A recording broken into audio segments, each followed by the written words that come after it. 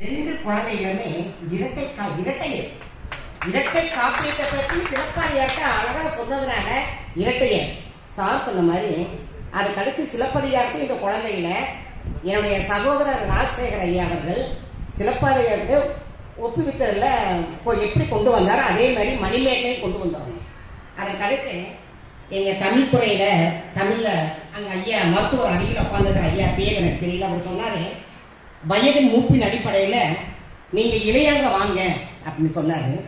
வயது மூப்பு என்பது உங்களுடைய உருவத்துக்கு மட்டும்தான், உங்களை தமிழ் ஆற்றலுக்கு அல்ல. இங்கே அத்துணை பேருமே தமிழ் ஆற்றல் தமிழ் ஆர்வலர்கள் வல்லவர்கள் உட்கார்ந்துருக்கிறீங்க.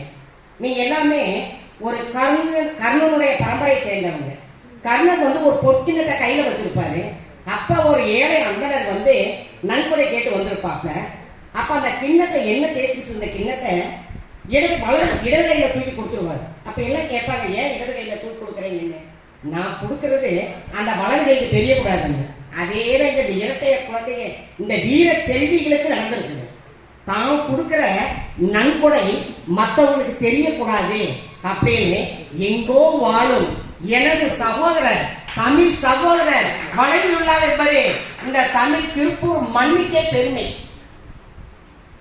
இந்த இரட்டை தமிழரின் உறவின் முறைக்கு பாத்தியப்பட்ட இரட்டை செல்வி சிலம்பு செல்விகள். கண்ணைக்கு யார் குழந்தை இல்லை என்று சொன்னது? கண்ணைக்கு மட்டுமா? மாதவிக்கு ஒரு குழந்தை இல்லை. கண்ணைய தெய்வமாக்கிட்டோம், மாதவிய புரட்சி பெண்ணாக்கிட்டார் இளங்கோவடிகள். தன்னுடைய கணிகை குலகத்தில் இருந்தே அந்த அம்மா என்ன பண்ணிட்டாங்க, சமண சமயத்தை சார்ந்து தான் மட்டும் துறவியாகாம தன்னுடைய மகனை துறவியாக்கிட்டாங்க.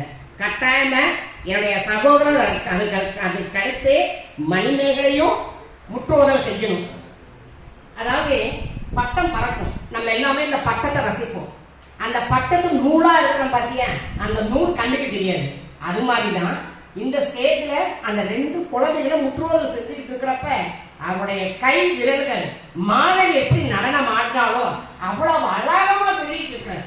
அவங்க மட்டும் சொல்லல, இவரும் மனப்பாடமா சொல்லிட்டு இருக்கிறார். ஒவ்வொரு வரியும் நம்ம பேசுறதும் கூப்பிடல, நம்ம பேசுறது கூட நமக்கு தெரியல. அந்த அளவுக்கு அந்த குழந்தைகளோட ஈடுபாடு. அரசு துறை மாணவர்களை பற்றி எங்களுக்கு பெருமை. அதாவது வீரம் விளைந்த மண்ணுல பிறந்த இந்த வீர கரிசல் காட்டு மங்கை எப்படி நம்ம திருப்பூர் டிஸ்ட்ரிக்ட்ல முற்றுவதல் பண்ணாங்களோ அதே மாதிரி இந்த மண்ணுல இருக்கிற அரசு பள்ளி மாணவர்களும் சீக்கிரமா முற்றுவதல் பண்ணணும். அப்புறம் அதுக்கடுத்து என்னுடைய சகோதரர் அச்சந்தா நாராயண ஐயா குழந்தைகளுக்கு அன்பு பரிசு உடனடியா பரிசு எப்படி வழங்கினாரோ அதே மாதிரி நமது மாணவர்களுக்கும் கட்டாயம் வழங்கணும்.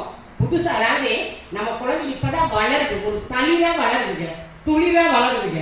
அந்த குழந்தைகளுக்கு மனமுகர்ந்து ஐயா பண்ணணும். இந்த மண் சாதாரண மண் இல்லை.